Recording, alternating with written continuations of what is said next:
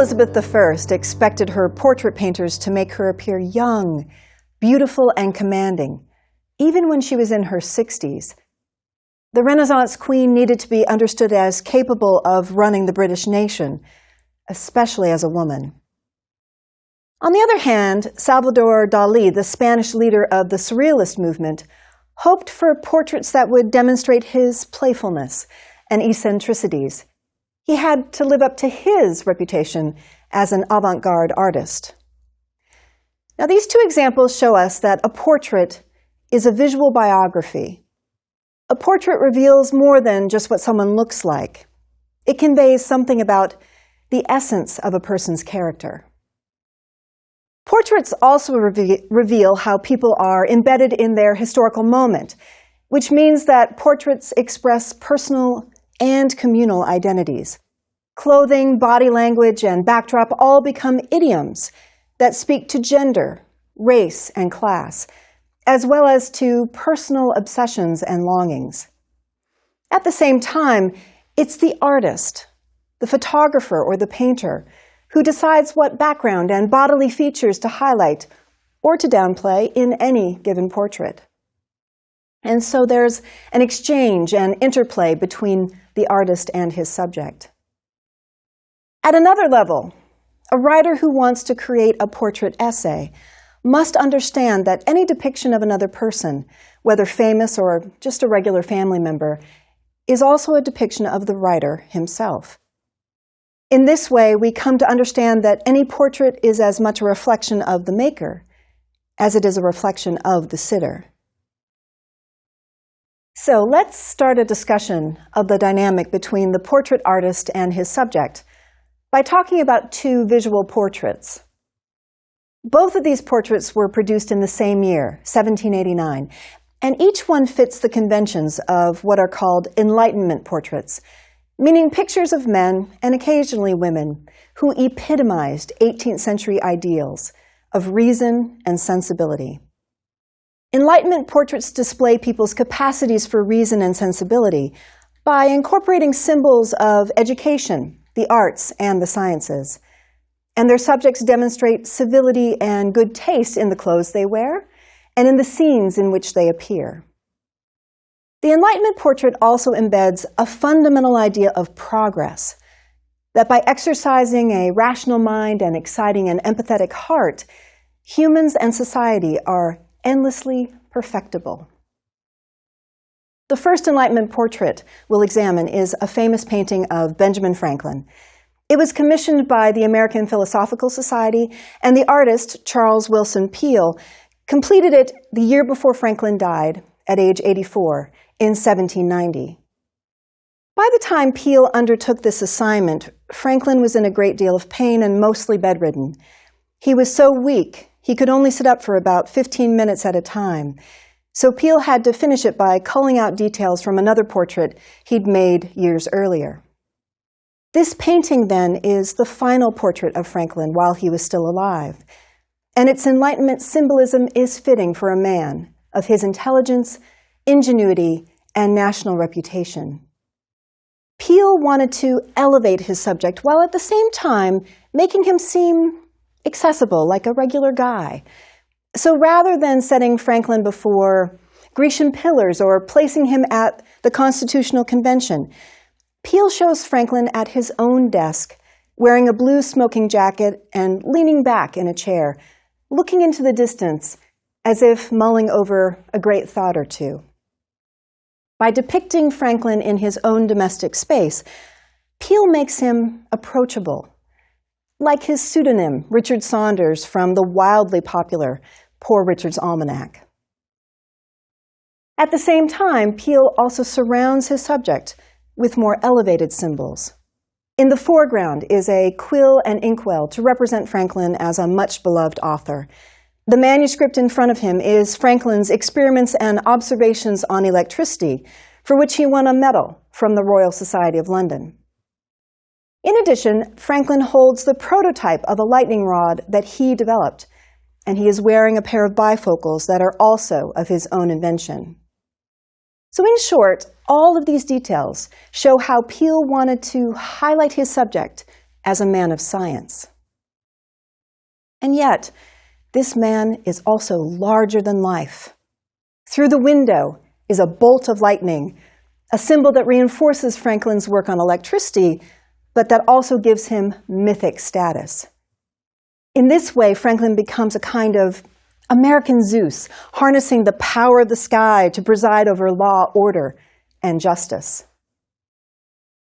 So when considering the clothing, body language, and setting that Peale selected, it's obvious that he wanted his viewers to see Franklin as a humble yet mythic hero, as a model American.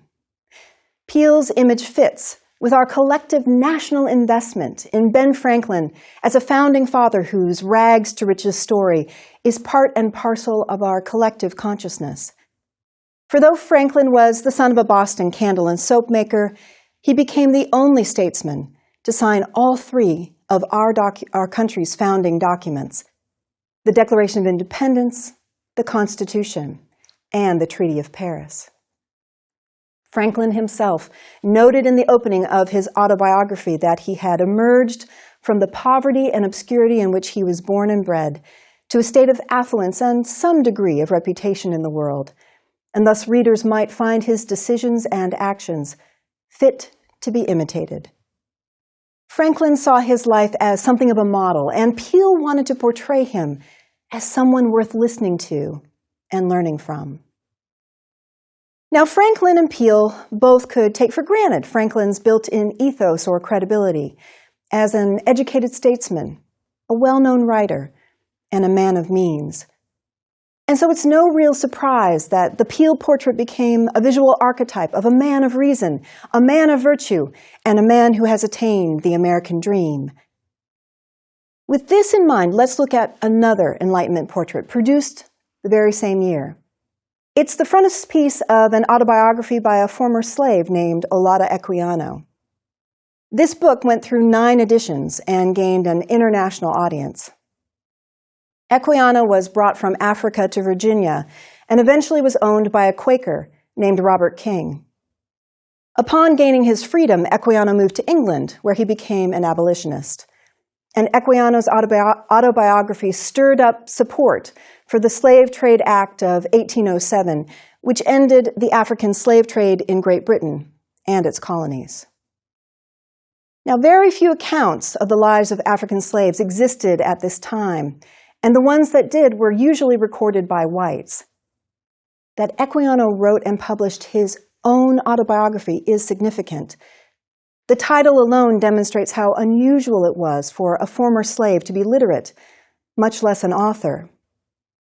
The book is called The Interesting Narrative of the Life of Olaudah Equiano, or Gustavus Vasa, the African, written by himself. And the illustration of Equiano next to the title page of his autobiography underscores his authorship. Now, whereas most illustrations of slaves contain symbols of their servitude, such as whips or chains, Equiano is in the clothing and stance of a gentleman. His dress is formal and Western. It includes a waistcoat and a cravat, and he holds an open book in his hand, showing that he's educated. The book is a copy of the Bible, open to chapters from the book of Acts about how the apostles, Peter and John, refused to stop talking about Jesus and his teachings, even after they'd been imprisoned and beaten.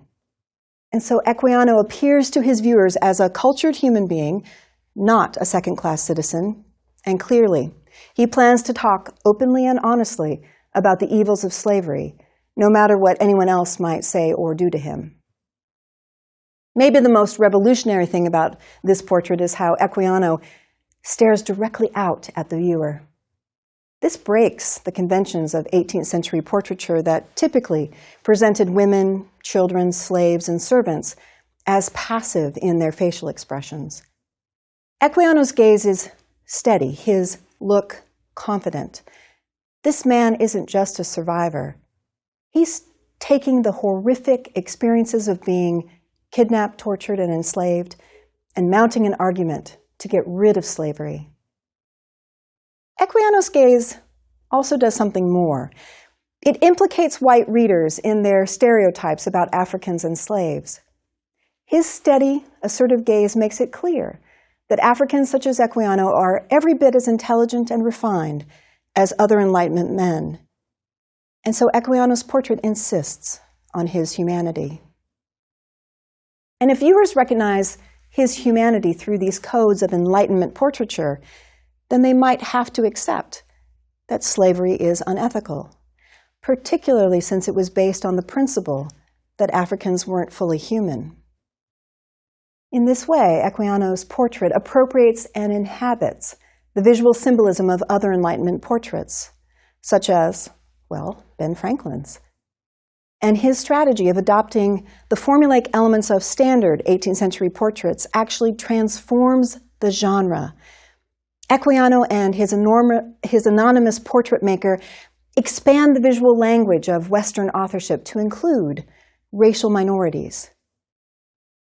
Okay, so what do these two Enlightenment portraits have to do with writing portrait essays? Our takeaway is threefold. First, any writer who hopes to create a likeness in words rather than paint or pixels should be aware that there must be a strong visual element to any portrait essay. A writer must use precise imagery to recreate the looks and actions of his subject. Second, whether a likeness is offered as an image or in language, there are conventions of portraiture that essay writers should adopt. But these conventions may also be broken, depending upon the writer's needs and intentions. And finally, there is an intriguing power dynamic between the person portrayed, the writer portraying him, and the reader, who might be privy to the limitations and desires of both. As I said earlier, a portrait essayist, as he traces the contours of another person's life, will often reveal as much about himself as he does about the subject. Now, I haven't talked much about point number 3 yet, so let's think more about how a portrait reflects back on the portrait maker by taking a look at an essay by Truman Capote. Of course, Capote is best known for writing Breakfast at Tiffany's and In Cold Blood. In his own time, though, he was also known for offering up portraits of many famous people, from Coco Chanel to Pablo Picasso. The essay I want us to look at is from a book called Portraits and Observations, which was compiled after Capote's death.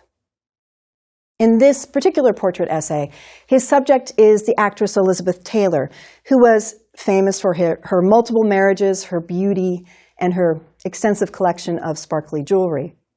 Capote employs words to create this portrait, but at the same time, he complicates our expectations and exposes his own anxieties and prejudices. First, Capote gives us a rundown of Elizabeth Taylor's looks, which is an expected element of the portrait genre that's even more important when discussing a beauty such as Taylor. Capote writes that the actress's face constitutes a prisoner's dream, a secretary's self-fantasy, unreal, non-attainable, but at the same time shy, overly vulnerable and very human, with the flicker of suspicion constantly flaring behind her lilac eyes. So rather than just extol her beauty, Capote also writes that Taylor is a runt, with legs too short for the torso and a head too bulky for the figure. His precise words are meant to capture Taylor as clearly and crisply as a camera might. His aim is to affirm, but also to complicate, her famous loveliness. He affirms that beauty in describing her eyes as lilacs and her face as one that prisoners might dream of and that secretaries might fantasize having. But he also challenges this vision by calling Taylor a runt with a bulky big head, which brings to mind a bobblehead rather than a sexy Hollywood star. He also says that Taylor's beauty doesn't give her confidence. Instead, she comes across as shy and vulnerable and suspicious of those around her. So Capote casts Taylor in a new light, one that people wouldn't necessarily see in her movies or from the tabloid coverage of her romantic escapades. This complication of your subject is exactly what you should be after. in order to make your subject as fully human as possible. Honorific portraits have their place at funerals and award ceremonies, but your aim in writing a portrait essay is to reveal a subject's weaknesses along with her strengths. So Capote then develops and extends Taylor's image by moving beyond her appearance. He writes, "It was not until I encountered her in the flesh that Elizabeth Taylor made an impression on me, at least as a person. As an actress, I'd always liked her, from National Velvet straight on, but I was surprised by how well-read Taylor seemed to be. Not that she made anything of it or posed as an intellectual, but clearly she cared about books and, in haphazard style, had absorbed a large number of them. And she discussed them with considerable understanding of the literary process. All in all, it made one wonder about the men in her life. What on earth did this very alert and swift-minded young woman find to talk to them about?" Because Capote hoped to stay on friendly terms with Taylor after writing a portrait of her, he had to figure out how to make her realistic to his readers without undermining her rock star status. In part, Capote does this by making her beauty real rather than ideal. She's gorgeous, yes, but she doesn't have a perfect body or a conceited sense of herself. And by showing Taylor to be a reader, he humanizes her as a body with a brain, notably the kind of brain that Capote believes is most worthy. For yes, it's true, this passage is where Capote's own obsessions, prejudices, and vanities are in greatest evidence. What convinces him that Taylor is a person is that she's a reader who knows something of writing. She becomes interesting to him when she demonstrates an interest in his own profession. Note, too, that he calls Taylor's reading haphazard. He says she isn't an intellectual, and he marvels that she would spend her time with good-looking dopes who couldn't possibly understand literature the way someone like Capote does. His tone reveals a sense of superiority. So here we see a glimpse of Capote alongside his portrait of Taylor. Now, I don't want to just talk about Capote and leave you with the impression that your own portrait essays must be about illustrious or notorious people. Many writers strive to create portraits of friends, enemies, and family members. And in doing so, they often wind up offering portraits of themselves in how they depict and interpret others. Consider, for instance, that portrait essays are often about the difficulties in the relationship between the author and the subject. Writing about these difficulties brings into sharp relief the limitations that each party has to bridge the gap between them. One such essay is by Scott Russell Sanders, a prolific writer and professor emeritus at Indiana University. In a portrait essay called Under the Influence, Sanders writes about his father's alcoholism. His opening sentence is simple and stark. "My father drank." The details that follow are just as direct. "My father, when drunk, was neither funny nor honest. He was pathetic, frightening, deceitful. There seemed to be a leak in him somewhere, and he poured in booze to keep from draining dry. Like a torture victim who refuses to squeal, he would never admit that he had touched a drop, not even in his final year when he seemed to be dissolving in alcohol before our very eyes. I never knew him to lie about anything ever, except about this one ruinous fact. Drowsy, clumsy, unable to fix a bicycle tire, balance a grocery sack, or walk across a room, he was stripped of his true self by drink. In a matter of minutes, the contents of a bottle could transform a brave man into a coward, a buddy into a bully, a gifted athlete and skilled carpenter and shrewd businessman into a bumbler." As in any effective portrait, Sanders paints a picture of a person, and he does so both horribly and beautifully. First, it's in the examples about what his drunk father couldn't do: fix a bicycle tire, balance a grocery sack, or walk across a room. And then it's in what his dad did do, which was to lie, bully his children, and bumble around. These details are all the more poignant because Sanders knew that his father was successful as an athlete and as a businessman from the years when his dad had managed to stay sober. In the end, this essay breaks the primary convention of most portraiture, which is to show a sitter in idealized light. Instead, Saunders' father dies, never admitting or confronting his illness. And Sanders tells us that my father would not speak about his feelings, would not or could not give a name to the beast that was devouring him. So like Equiano, Sanders looks his reader right in the eyes and doesn't blink. But Sanders' essay also implicates himself as the writer creating this portrait. While Sanders vows never to put in his mouth or veins any chemical that would banish his everyday self, he also admits that for him, work has become an addiction. As drink was an addiction for my father, the labor is endless and futile, he says. And he notes that he can no more redeem himself through his work than he could redeem his father. Sanders also writes that he hopes to spare his children from feeling responsible for their own father's mania, the mania of a workaholic instead of an alcoholic. And so the self-implication is obvious.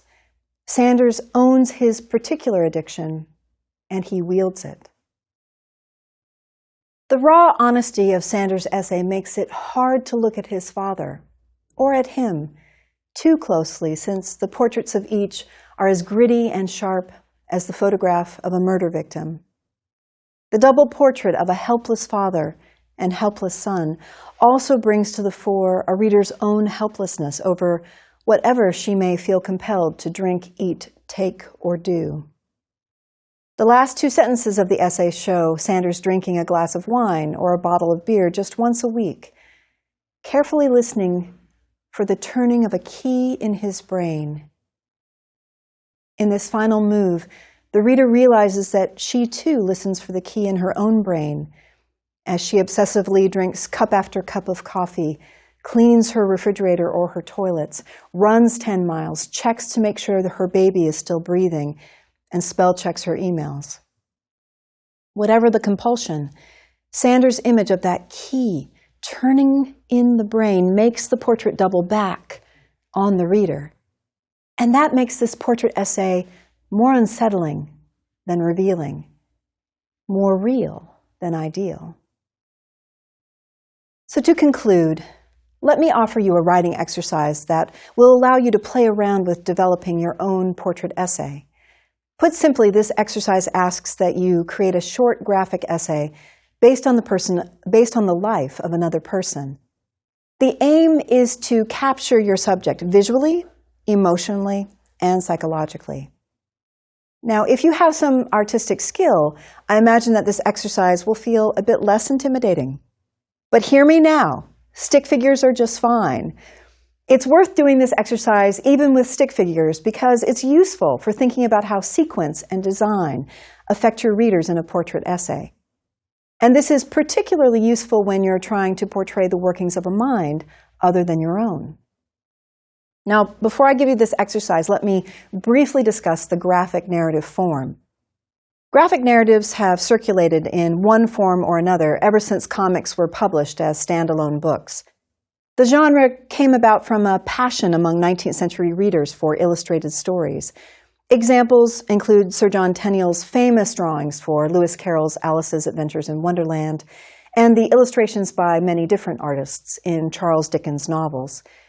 During the 20th century, what we now call graphic novels became popular, including such books as Art Spiegelman's Maus, which won the Pulitzer Prize, and Alan Moore and Dave Gibbons' Watchmen, which was made into a blockbuster movie. More recently, Alison Bechdel's darkly humorous coming-of-age memoir called Fun Home is an example of a graphic memoir, one that has gotten a lot of praise. In fact, Fun Home was adapted into an award-winning Broadway musical. Now, As for the graphic essay, one effective example is a collaboration between the underground comic book writer Harvey Pekar and the well-known illustrator Robert Crumb. It's called The Harvey Pekar Name Story, and it consists of a series of frames in which Crumb presents a drawn version of Pekar, who talks about the vagaries of having such an odd name. At first glance, all of the pictures in each frame seem virtually identical. A man in a jacket and tie is in front of a plain white background, looking out at the reader while talking and making gestures.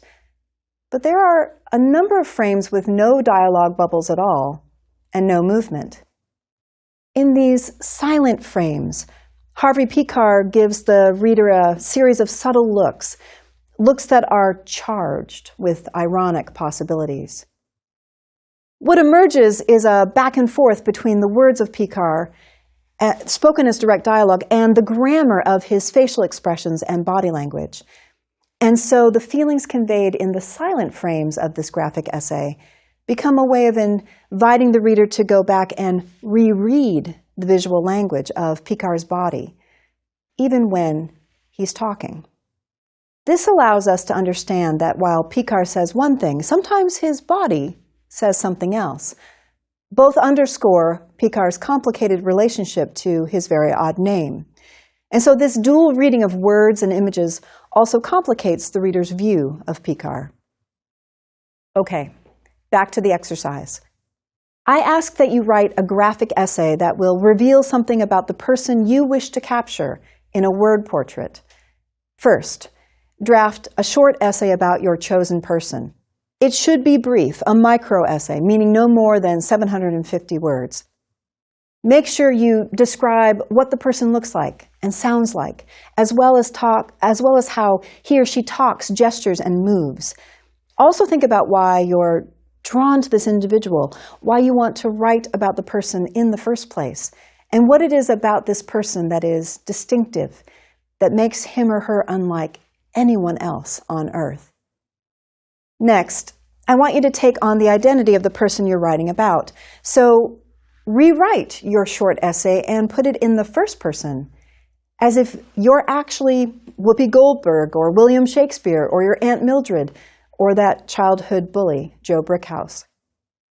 Your micro-essay should relate something that's happening to this person and what that experience means to him or her. And given how brief the essay is, it's probably best to focus on a single moment, such as Harvey Pekar's difficulties growing up with such an odd name. Also, given that portrait essays are more about the real than the ideal, I urge you to choose a moment that shows the complicated nature of your subject, just as Capote complicated Taylor's beauty and Sanders complicated his alcoholic father's parental role. Okay, now it's time to translate this first-person essay into a series of hand-drawn pictures. Let me just say that when I give this exercise to my own students, they often balk. They say, "But I can't draw." And I tell them not to fret. Remember, stick figures are just fine. The point isn't the quality of the drawings. The point is to try to demonstrate a story without words. Put each picture that you draw onto a sticky note, like a single frame within a graphic narrative. And importantly, use no words at all. That's right, don't include any dialogue or thought bubbles, and don't have any signs in the background. That's because you're turning your words into images. Now, I've asked you to use sticky notes for a reason. Once you're done drawing your frames, we'll have an easy way to consider how sequencing can change meaning, or how an essay's form directly affects its function. So let's start by moving your frames around to find new arrangements. You might try putting the sticky notes in a circle rather than in a line. You might have your last sticky note become your first one, or you might take some frames out and see what kind of story is left. The point is to experiment until you find a progression that you think best tells the story about this small part of your chosen person's life. If possible, ask someone you trust to look at your arrangement of sticky notes and narrate the story you're telling. That's a surefire way to see whether the story you actually hope to convey is there, or whether you need to rearrange, cut, or extend certain parts. Now, it's time to add the words back in. Sketch in dialogue and thought bubbles. Write captions. Label objects or actions within each frame. Then, ask your trusted reader to look at your sticky notes once more. Is the portrait of this person clearer? What's still missing? What does your reader want to know more or less of? Does your reader understand the essence of your subject's personality? Finally, you can abandon the graphic format and go back to writing your portrait essay in words, and this time in the third person. And remember, you're writing about your own intriguing and difficult feelings about the subject as much as you're attempting to portray this person for who he or she is. Remember, too, that these complex feelings will open up difficult feelings for your reader as well. Ultimately, this exercise helps us think through the essay's architecture, whether it's a portrait essay or not. It demonstrates how our sequence of ideas must evolve into a cohesive whole, and how certain arrangements are better than others to convey an essay's most essential points.